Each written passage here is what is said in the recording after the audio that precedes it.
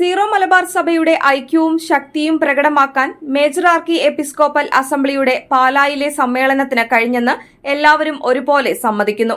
Pala രൂപതാധ്യക്ഷൻ bishop Mar Joseph കല്ലറങ്ങാട്ടിന്റെ നേതൃത്വത്തിലുള്ള സംഘാടക മികവാണ് അസംബ്ലിയെ ചരിത്ര സംഭവമാക്കി മാറ്റിയതെന്നതിൽ ഒട്ടുമേ സംശയത്തിന് ഇടയില്ല.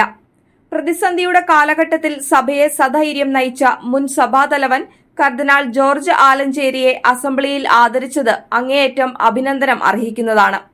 കർദിനാൾ മാർ ആലഞ്ചേരിയോട് സഭയിലെ ചില ബിഷപ്പുമാർ, പ്രത്യേകിച്ച് എറണാകുളം അങ്കമാലി അതിരൂപതയിൽപ്പെട്ട വിമത ബിഷപ്പുമാർ കാണിച്ച ചതിയും വഞ്ചനയും മറനീക്കി പുറത്തുവരുന്ന ഘട്ടത്തിലാണ് പാലായിൽ മാർ ആലഞ്ചേരിയെ ആദരിച്ചത്.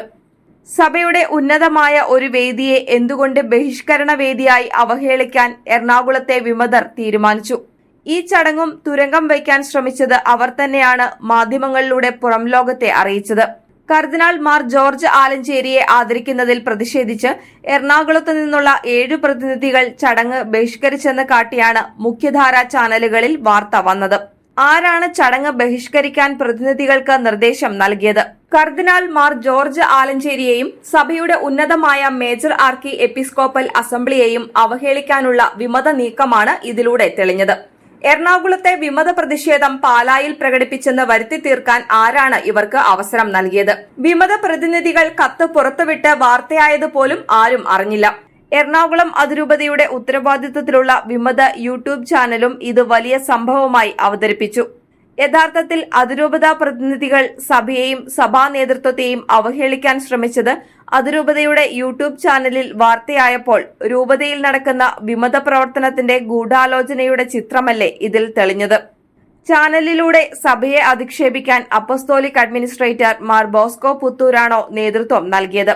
അതല്ലെങ്കിൽ മാർ ബോസ്കോ പുത്തൂർ ഇതൊന്നും അറിയാറില്ലേ? അദ്ദേഹം ഇക്കാര്യം അറിഞ്ഞില്ലെങ്കിൽ പിന്നെ ആരാണ് ഇതിന് പിന്നിൽ പ്രവർത്തിച്ചത്?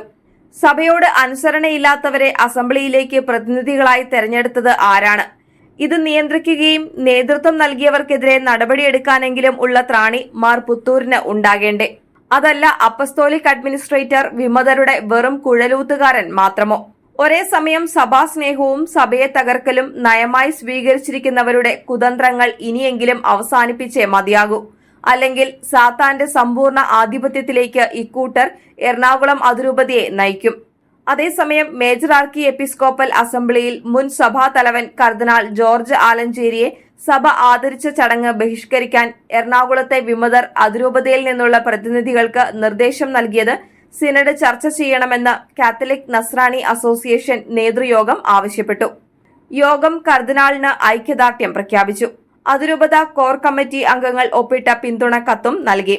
സംഘടനയെ പ്രതിനിധീകരിച്ച് അതിരൂപത കോർ കമ്മിറ്റി അംഗം ബൈജു ഫ്രാൻസിസ് തച്ചിലാണ് കർദിനാളിന് നേരിട്ട് കത്ത് സമർപ്പിച്ചത്. കൂടാതെ ഈ വിഷയം സിനഡ് ചർച്ച ചെയ്യണമെന്നും വ്യാജരേഖ കേസ് മുന്നോട്ടു പോകുന്നതിന് സഭാ നേതൃത്വം അടിയന്തര നടപടികൾ സ്വീകരിക്കണമെന്നും ആവശ്യപ്പെട്ടുള്ള നിവേദനം major archbishop Mar Raphael Thattil, tribunal president Mar Mathew Moolakkattu, administrator Mar Bosco Puthur ഉൾപ്പെടെയുള്ള ബിഷപ്പുമാർക്കും CNA നൽകി. 16 ഫൊറോനകളിലെ പ്രതിനിധികൾ ഒപ്പുവെച്ച കത്താണ് സിനഡ് മെത്രാൻമാർക്ക് നൽകിയിരിക്കുന്നത്. കുറ്റക്കാർക്കെതിരെ സിനഡിൽ ശക്തമായ നടപടി ഉണ്ടാവണമെന്ന് അതിരൂപത നേതൃയോഗം ചൂണ്ടിക്കാട്ടി. ചെയർമാൻ ഡോക്ടർ MB ജോർജ് അധ്യക്ഷത വഹിച്ചു.